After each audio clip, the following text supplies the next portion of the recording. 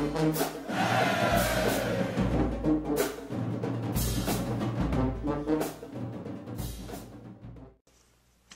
name is Naya Michal, and today I have Coach Natrone, who is the assistant coach for the Winston-Salem State University Rams football team.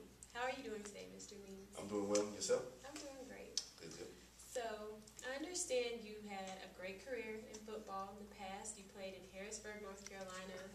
You played at UNC Chapel Hill, and you also earned your spot in the NFL. I did. Yeah. So, how did you first get into football?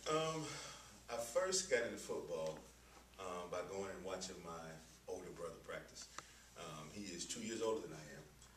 So at the time I think he was 8. I was 6. You couldn't start until you were age 7. So my early memories of football are at his practices and watching my older brother. Okay. So I noticed that you were drafted pretty high in the second round coming out of college. How was that experience for you? Getting drafted it's hard to describe. It's a range of emotions that you experience throughout the day. I went in the second round, and even though that was earlier than most, it still took a long time for it to happen. So I just remember being at my mother's house, my friends and my family, and coaches were there, and just waiting out the clock, waiting on your name to be called. And the day we got out of the first round, my name wasn't called in the first round, and I just kind of took a break and went down the street to my auntie's house down the street, and I laid on the couch, and I was like, I just need to get away from everything. And while I was there, away from everybody, that's when the San Diego Chargers called. Yeah. Wow. So it was pretty exciting. I got a chance to walk back up the street because they called my mom's house first. So everybody was standing out in the street as I was walking back up the street. So it was a good experience. So did you guys celebrate at home? Oh yes. We celebrated at home. I wasn't invited to New York. Okay. So what was your greatest experience being in the NFL? Probably,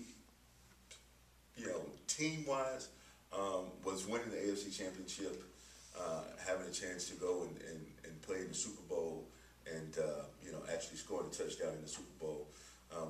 We came out on the wrong end of a little butt whooping by the 49ers, but in my career, playing in the Super Bowl probably was the biggest sports accomplishment that I achieved. Okay. So you playing in the Super Bowl, and do people come up and ask you about that all the time? Like, hey, I saw you on TV, or I don't get it all the time, but I do have some. Obviously, a lot of the guys who are on our team now weren't old enough to remember me playing. So it's usually when the dads come in, or when a recruit's in and his dad comes in, his dad recognizes me. The players that we have now, they come and ask me more advice about the NFL than about the Super Bowl. But it's usually the dads. It's usually the dads who have questions for me. Okay. So after the NFL and football was over for you, how did you decide, okay, this is what I'm going to do with my life now? It actually took me a while. I really wasn't sure. When I retired, I had the opportunity to stay in San Diego and coach. My wife was from North Carolina, but so we decided to come back home, and I immediately got into coaching youth football. So I was dealing with the kids for a while, and I enjoyed my time having fun and making sure the kids were fundamentally sound. But at the end of the day, youth football can only feed the fire so much. So I had a former teammate of mine who got a head coaching job at Livingstone University. He called me, and I started working with him. And from there, I started doing the NFL Minority Fellowship programs, and just kind of venturing out and kind of putting my name out there to see if there were opportunities for me.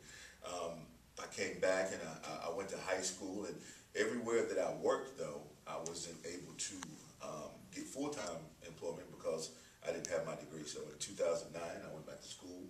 I finished my degree, and then I started coaching full-time. So it was a long process, kind of working my way back to football after dealing with the transition from NFL life to the term I like to use a lot is gin pop. Back to the real world. But after I got things settled down and decided to coach in what I really wanted to do, I probably buckled down and set my mind on getting full-time So how did you end up getting the assistant coaching job here at WSSU? You know, there's a saying that it's all about who you know. Well, you know, I think you should flip it. It's all about who knows you. You know, Coach Bower and I go back to our college days together. We were teammates at Chapel Hill, and we've stayed in touch. You know, all through the years since we were playing ball. So once Coach got the job, I reached out to him and let him know that I was interested in a position, and you know, he told me to come up to Winston. We talked about it, and it seemed to be a good fit. So that's how I'm here. Okay. So you played at Carolina some years ago, and now you're here at WSSU coaching. Do you see a difference in the NCAA rules now? You know, believe it or not, when I was in college, I really didn't pay too much attention to the rules because there were, you know, not that I was out breaking rules by, you know, any stretch of imagination, but there were, you know, whose job that was to focus on that and make sure that we weren't receiving any extra benefits or doing anything that we were that we were not supposed to do. So when I was in college, obviously, you know, it was just more about football and maintaining, you know, the academics so that I would be able to help my team play. You know, now that I'm here and I'm on the other side, obviously, you know, I have to pay a lot of attention to the rules when dealing with recruits and dealing with parents and prospective student athletes. So in a sense, you know, it's definitely more, my job description is more in line with, you know, dealing with the rules now than as a player. Okay. So besides your athletic experience, what do you think you can bring to the table to WSSU football?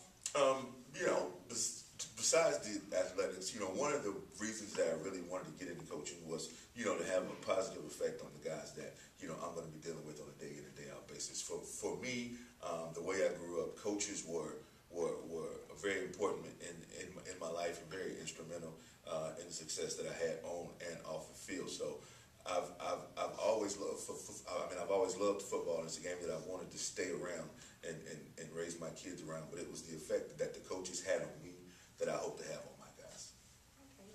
So I know a lot of your players know that you played in the NFL, and they ask you all the time, well, Coach, can you hook me up with so-and-so? What can I do? What advice do you give them, especially being Division II athletes, if they want to get to that level? You know, I tell my guys every day that, you know, we have to come out with a plan. You know, we're working on something every day. Obviously, coming from a Division II level, you know, the opportunities are going to be limited. Not null and void, because, you know, we could look back at as recent as last year's Super Bowl and saw that the game deciding play was made by a former Division II athlete. So just want those guys to be aware that even though those opportunities are available for them, they won't be there long. You know, the NFL is going to be the highest paying temp job you ever had, and the best thing that my guys can do is graduate from college and make good money a long time. Yeah. So what do you wish that you had done different in your professional career? I wish that I would not have bought $2,500 suits. That's what I wish. If I could do it all over again, that would be one thing that I would do different. I would go to Walmart, I would get me 3 pair of George slacks, 3 shirts, and I'd buy a jacket just to switch it up every now and then.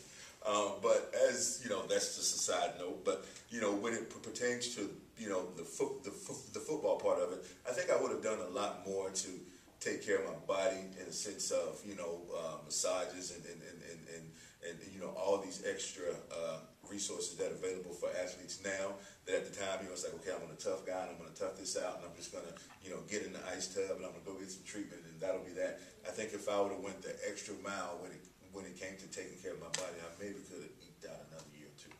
Okay. Well, thank you for watching. My name is Naya Michal, and thank you for tuning in.